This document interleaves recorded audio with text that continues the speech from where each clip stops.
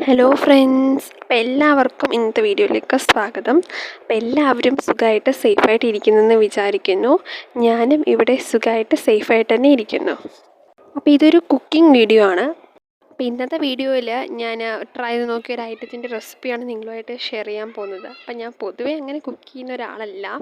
അപ്പോൾ ഇപ്രാവശ്യം ഞാൻ ട്രൈ ചെയ്ത് നോക്കിയപ്പോൾ വിജയിച്ച ഒരു ഐറ്റത്തിൻ്റെ റെസിപ്പിയാണ് ഈ വീഡിയോയിൽ നിങ്ങളുമായിട്ട് ഷെയർ ചെയ്യാൻ പോകുന്നത്. അപ്പം ഞാൻ നിങ്ങളുമായിട്ട് ഷെയർ ചെയ്യാൻ പോകുന്നത് പോഷക കലവറ കപ്പലണ്ടി പുട്ടിൻ്റെ റെസിപ്പിയാണ്. അപ്പോൾ പേര് വേണമെങ്കിൽ വലുതാണെങ്കിലും സംഭവം നല്ല സിമ്പിളായിട്ടും ഈസി ആയിട്ടും ഉണ്ടാക്കാൻ പറ്റും. എന്നാൽ ടേസ്റ്റിയാണ്, അതുപോലെ ന്യൂട്രീഷ്യസുമാണ്. കൂടുതലും ഡ്രൈ ഫ്രൂട്ട്സാണ് ഈ റെസിപ്പി തയ്യാറാക്കാനായിട്ട് നമ്മൾ യൂസ് ചെയ്യുന്നത്.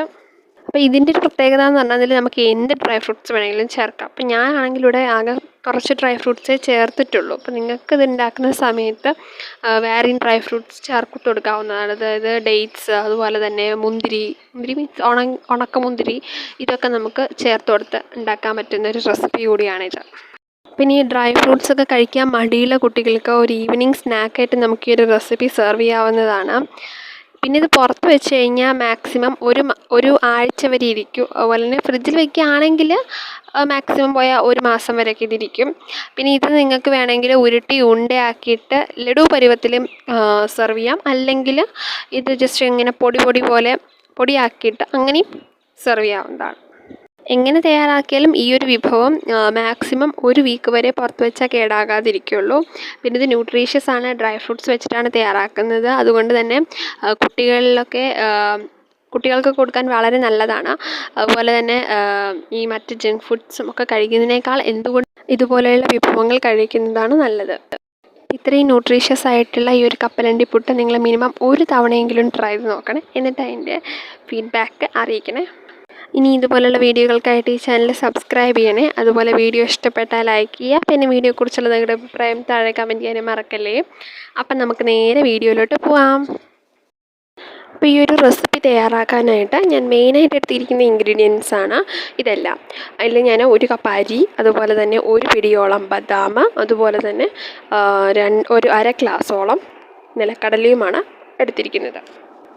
പിന്നെ ഞാൻ ഈ റെസിപ്പി തയ്യാറാക്കാനായി എടുത്തിരിക്കുന്നത് കുറച്ച് അണ്ടിപ്പരിപ്പാണ്, അഥവാ കാഷ്യൂനട്ട്. അപ്പോൾ ഇത് ഞാൻ വീട്ടിൽ തന്നെ തയ്യാറാക്കിയെടുത്ത അണ്ടിപ്പരിപ്പാണ്. അപ്പം നിങ്ങൾ പുറത്തുനിന്ന് കാഷ്യൂനട്ട് വാങ്ങുകയാണെങ്കിൽ ഒന്നില്ലെങ്കിൽ റോസ്റ്റഡ് വാങ്ങുക, അല്ലെങ്കിൽ ഈ റോസ്റ്റഡ് അല്ല വാങ്ങുന്നതെങ്കിൽ അത് വീട്ടിൽ വന്നിട്ട് ജസ്റ്റ് ഒന്ന് വറുത്തെടുത്തതിന് ശേഷം മാത്രമേ ഈ ഒരു റെസിപ്പിയിലോട്ട് യൂസ് ചെയ്യാവൂ. അപ്പം ഞാനിവിടെ ഏകദേശം ഒരു കപ്പോളം അണ്ടിപ്പരിപ്പ് എടുത്തിട്ടുണ്ട്. അപ്പം ഞാൻ ഓൾറെഡി കശുവണ്ടി വറുത്തിട്ടാണ് ഈ അണ്ടിപ്പരിപ്പ് തയ്യാറാക്കിയിരിക്കുന്നത്. പിന്നെ നമുക്ക് വേണ്ട ഇൻഗ്രീഡിയൻസ് ഒരു 5 ശർക്കരയും അതുപോലെ തന്നെ ഏകദേശം ഒരു കപ്പോളം നാളികേരമാണ്. അപ്പം ഇനി അടുത്ത സ്റ്റെപ്പ് എന്ന് പറയുന്നത് ഈ ഇൻഗ്രീഡിയൻസ് എല്ലാം വറുത്തെടുക്കുന്നതാണ്. അപ്പം അതിനായിട്ട് നമ്മളൊരു അടികട്ടിയുള്ള പാത്രം വയ്ക്കുക. എന്നിട്ട് നമ്മൾ അതിലോട്ട് ആദ്യം തന്നെ അരി ചേർത്ത് കൊടുക്കുക. ഒരു കപ്പോളം അരി എടുത്തിട്ടുണ്ടായിരുന്നു. അരി ചേർത്ത് കൊടുത്ത് നമ്മളൊന്ന് വറുത്തെടുക്കണം. അപ്പോൾ ഈ അരി ഒന്ന് പൊരിഞ്ഞു വരുന്നതാണ് ഇതിൻ്റെ പരുവം. അപ്പോൾ ഈ ഒരു കാണുന്ന പരുവത്തിലായിക്കഴിഞ്ഞാൽ നമുക്കിത് ഫ്ലെയിം ഓഫ് ചെയ്ത് കൊടുക്കാവുന്നതാണ്. ഇനി അല്ലെങ്കിൽ നമ്മളിത് കുറച്ചെടുത്ത് ടേസ്റ്റ് ചെയ്ത് നോക്കുന്ന സമയത്ത് നമുക്കൊരു ക്രിസ്പിനെസ് തോന്നുകയാണെങ്കിൽ അതിൻ്റെ അർത്ഥം ഇതൊന്നായിട്ടുണ്ടെന്നാണ്. അപ്പം നമുക്ക് ഫ്ലെയിം ഓഫ് ചെയ്ത് കൊടുക്കാവുന്നതാണ്. അത്രയും ആ ഒരു പരുവത്തിലായാൽ മതി. അടുത്തതായിട്ട് നമ്മളെടുത്ത മറ്റൊരു ഇൻഗ്രീഡിയൻ്റായ ബദാം, ഒരു പിടിയോളം ബദാമായിരുന്നു എടുത്തത്. ആ ബദാം ഒന്ന് വറുത്തെടുക്കണം. അപ്പോൾ ഇതൊരു മീഡിയം ഫ്ലെയിമിൽ വെച്ചിട്ട് വേണം നമ്മൾ വറുത്തെടുക്കാനായിട്ട്. അപ്പോൾ ഇതിൻ്റെ പരുവം എന്ന് പറയുന്നത് കുറച്ച് നേരം കഴിയുമ്പം ഈ ബദാം ഒന്ന് ഇങ്ങനെ ചെറുതായിട്ട് പൊട്ടാൻ തുടങ്ങും. അപ്പോൾ ആ സമയത്ത് നമുക്കിത് ഫ്ലെയിം ഓഫ് ചെയ്ത് കൊടുക്കാവുന്നതാണ്. പിന്നെ ഇതൊരു കപ്പലണ്ടി പുട്ടായതുകൊണ്ട് തന്നെ കറക്റ്റായിട്ട് ആ പരുവത്തിലാവണമെന്നൊന്നുമില്ല. ഒരു ഏകദേശം ഒരു പരുവായാൽ നമുക്ക് ഫ്ലെയിം ഓഫ് ചെയ്യാം. അടുത്തതായിട്ട് നമ്മൾ വറുത്തെടുക്കേണ്ടത് നിലക്കടലയാണ്. ഞാനിവിടെ ഏകദേശം അര കപ്പോളം നിലക്കടല എടുത്തിട്ടുണ്ടായിരുന്നു. അപ്പോൾ ഈ നിലക്കടല നമുക്കത് വറുത്തെടുക്കണം. ഇത് മീഡിയം ഫ്ലെയിമിൽ വെച്ചിട്ട് വേണം നമ്മളിത് ഒന്ന് വറുത്തെടുക്കാനായിട്ട്. അപ്പോൾ ഈ നിലക്കടല ഒന്ന് പൊട്ടാൻ തുടങ്ങുന്നതാണ് ഇതിൻ്റെ ഒരു പരുവം. അപ്പോൾ ആ പരുവത്തിലായി കഴിഞ്ഞ് കഴിഞ്ഞാൽ നമുക്കിത് ഫ്ലെയിം ഓഫ് ചെയ്ത് കൊടുക്കാവുന്നതാണ്. അടുത്തതായിട്ട് ഞാൻ എടുത്ത ഇൻഗ്രീഡിയൻ്റ് അവലായിരുന്നു. അപ്പോൾ അവലും നമുക്കൊന്ന് വറുത്ത് കൊടുക്കണം.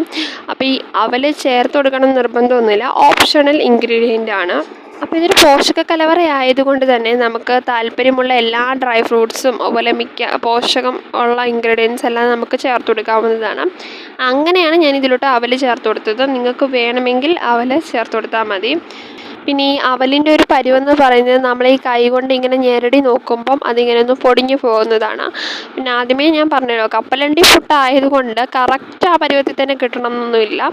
ഏകദേശം ആ പരുവത്തിലായി നമുക്ക് ഫ്ലെയിം ഓഫ് ചെയ്യാവുന്നതാണ്. അപ്പോൾ ഇത്രയും ഇൻഗ്രീഡിയൻസ് വറുത്തെടുത്താൽ മതി. പിന്നെ നിങ്ങൾ അണ്ടിപ്പരിപ്പ് വറുക്കാത്ത അണ്ടിപ്പരിപ്പാണ് എടുക്കുന്നതെങ്കിൽ അതൊന്ന് വറുത്തിട്ട് വേണം ഈ ഒരു റെസിപ്പിയിലോട്ട് യൂസ് ചെയ്യാനായിട്ട്.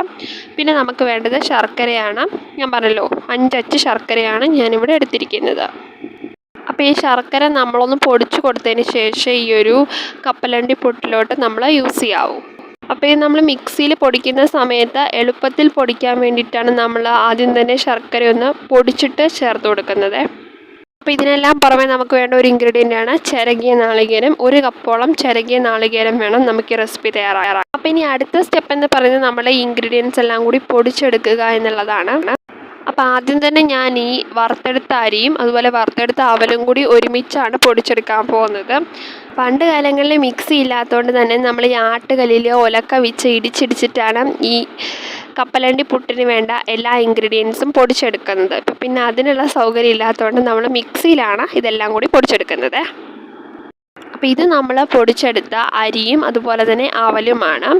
അപ്പോൾ അത് നമ്മളൊരു പാത്രത്തിലോട്ട് ചേർത്ത് കൊടുത്തിരിക്കുന്നു.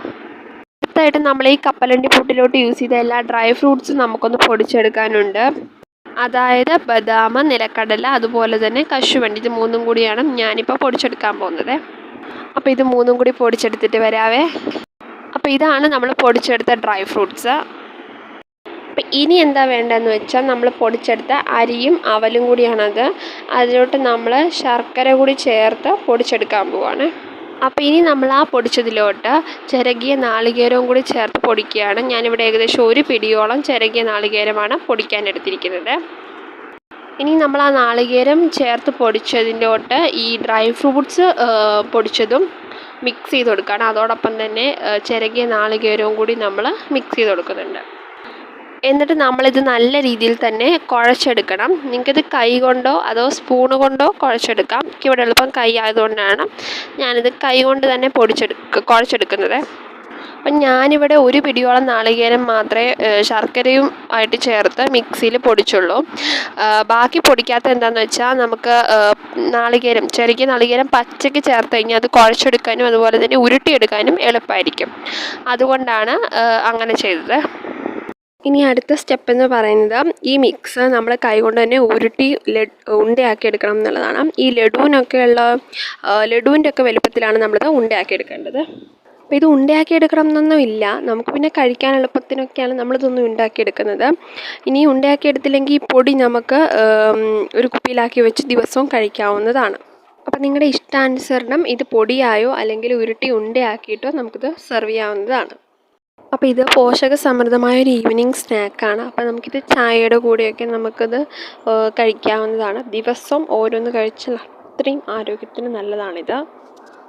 അപ്പോൾ നിങ്ങളെല്ലാവരും ഈ റെസിപ്പി ഒരു വട്ടമെങ്കിലും ഒന്ന് ട്രൈ ചെയ്ത് നോക്കണേ. എന്നിട്ട് ഇതിൻ്റെ ഫീഡ്ബാക്ക് അറിയിക്കണേ. അപ്പോൾ അടുത്ത വീഡിയോ ആയിട്ട് അടുത്ത ദിവസം വരുന്നവരേക്കും ബൈ ബൈ. പിന്നെ ഈ വീഡിയോ നിങ്ങൾക്ക് യൂസ്ഫുൾ ആയിട്ടുണ്ടെങ്കിൽ ഉറപ്പായിട്ട് ഈ ചാനൽ സബ്സ്ക്രൈബ് ചെയ്യണേ. അതുപോലെ വീഡിയോ ഇഷ്ടപ്പെട്ടാൽ ലൈക്ക് ചെയ്യുക. പിന്നെ വീഡിയോയെക്കുറിച്ചുള്ള നിങ്ങളുടെ അഭിപ്രായം താഴെ കമൻറ്റ് ചെയ്യാനും മറക്കല്ലേ.